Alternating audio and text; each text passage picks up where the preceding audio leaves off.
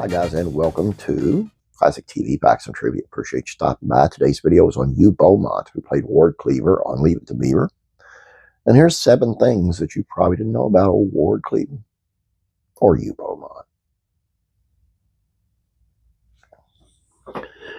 And we'll start with,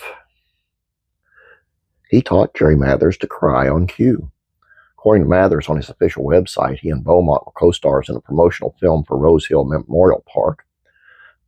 Mathers said he was supposed to cry in an ad, so Beaumont taught him how. He said, "Put your face into your hands and laugh really hard."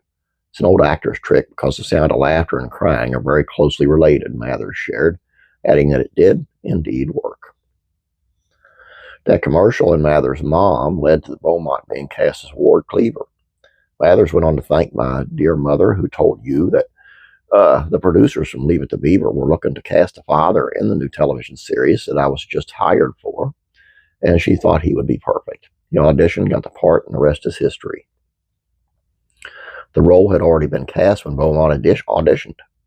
Billed as Casey Adams, a young Max Showalter, best known as 16 Candles' boozy Uncle Fred, played Ward Cleaver in Leave It to Beaver's pilot episode, but when producers decided to recast, Mathers' mom, Marilyn, recommended Beaumont for the role.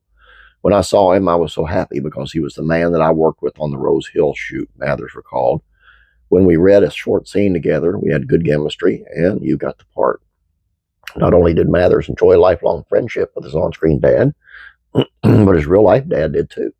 Beaumont would even come over to Mathers' home to play cards with Norman Mathers and his pals.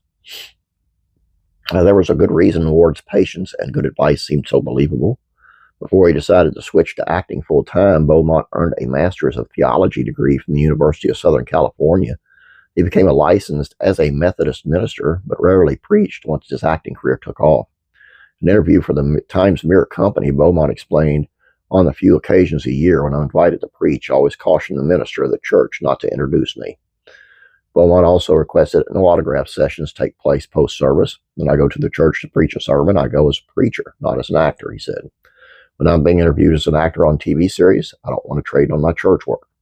Beaumont also played a man of the cloth on TV in The Lone Ranger and Crossroads, and in the films The Member of the Wedding and Washington Story. He was often cast as villains before he became Ward. With his strong and malleable features, Beaumont was frequently cast as cagey sorts or humorous detectives before he became one of TV's kindest dads, but he never took a role if it compromised his morals. He was a conscientious objector during World War II to the benefit of his career. Beaumont did serve as a medic during the conflict, but refused to participate in combat.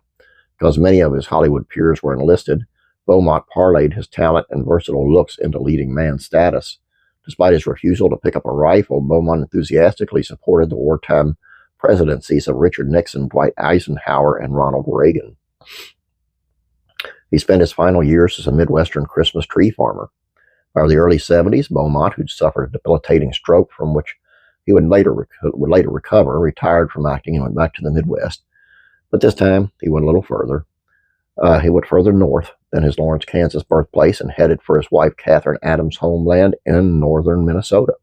There, Beaumont bought himself a 40-acre Christmas tree farm in Grand Rapids, trading scripts for saplings, with a plan to ship his full-grown firs off to California for sale. Guy lived a life. I want to do a video on it, but also read that he had lost his, I believe it was his mother-in-law in a car crash because they were commuting from where they lived to California for Leave It to Beaver, and she died in the car wreck, and he blamed the show for that for a long time. And I plan to do a video on that as well. So you looking for that? Please subscribe if you have not yet. Please like this video. I'd appreciate it. Let's have a great day. God bless you. I'm praying for you.